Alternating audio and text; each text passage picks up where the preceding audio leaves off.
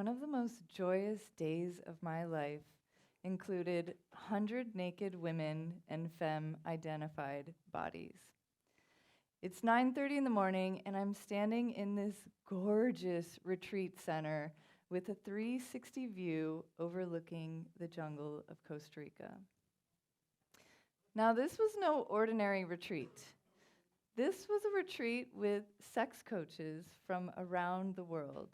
And we were there to do the work of reclaiming our bodies, our sexuality, and our pleasure in life. The story I'm about to tell you is a little bit edgy. Every morning we would start off with a yoni egg practice. A yoni is Sanskrit for vagina.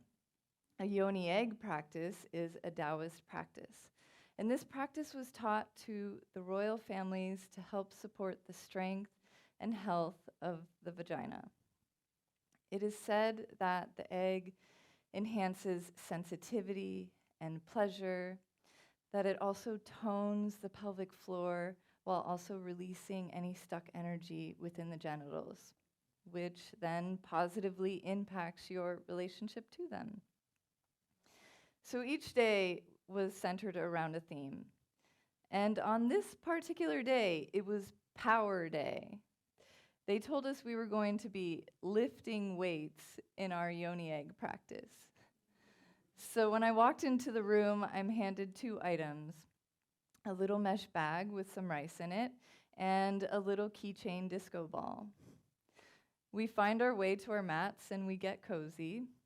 We're still waking up, but there's this air of excitement in the room with our little bags of rice and our disco ball. We get a string about 8 inches long, and on one end we tie the egg, and on the other end we tie the keychain disco ball and the bag of rice. All the practices are an invitation for us to listen to our bodies and what is needed in any given moment. So we start off slow, we're lying down, we're getting adjusted to the egg, and we're starting to find our connection to ourselves and to our bodies. And then we start to pick up the pace, and we move into this yang energy, and yang is fast, and it's energized, and it's full of power.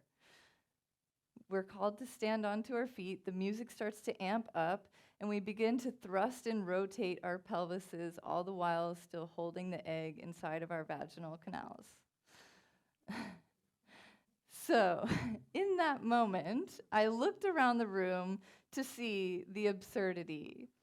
And I saw tiny little disco balls and bags of rice swinging wildly between everyone's legs. And we all just started laughing hysterically. One of the best moments of my life. And this image is forever imprinted in my brain. And it wasn't just the disco balls, but it was the sisterhood. It was the liberation, the connection, the pleasure, the acceptance. It was one of the best moments of my life. And this isn't just about sex and sexuality. This is about our spiritual connection to our bodies, which also includes the genitals. Culturally, our relationship to sex and sexuality is deeply rooted in trauma. It has been demonized by our systems, and it has caused an ungodly amount of violence and terror. And it's unnecessary. But in actuality, sex and sexuality can be deep, profound, and sacred. But we need to do the work. And the work is deconditioning. It's educating. And it's also celebrating this very intrinsic part of our human experience. We all have our stories about sex and sexuality, and some are empowering and positive, and some are deeply rooted in pain and disgust and fear. But when we can sit and hold space for one another and honor each other as sexual beings, great healing can occur. And together we healed while we experienced massive amounts of pleasure. We held space for each other's wounds and each other's celebrations. We got to feel the sacredness of our sexuality in community. I felt so deeply loved and accepted on this retreat.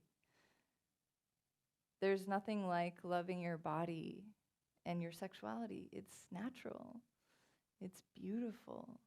It's powerful. It's what allows you to radiate your true, authentic self. When my clients come to me, they're coming to me because their sex lives aren't going so well. They're coming to me because they're struggling to experience pleasure or orgasm or a sense of safety, and it's impacting other areas of their lives outside of the bedroom. But what they get out of our work together is so much more than just a better sex life.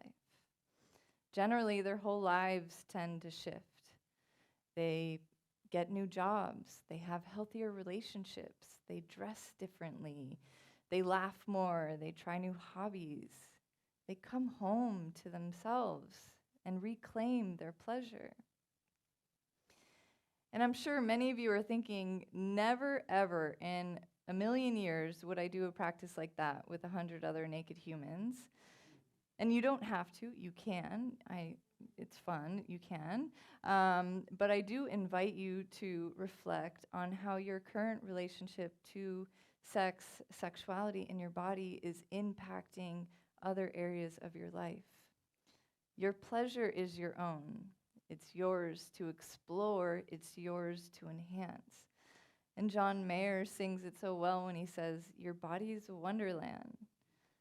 And through that knowing, we become the greatest source of pleasure and joy within ourselves. Thank you. Thank you.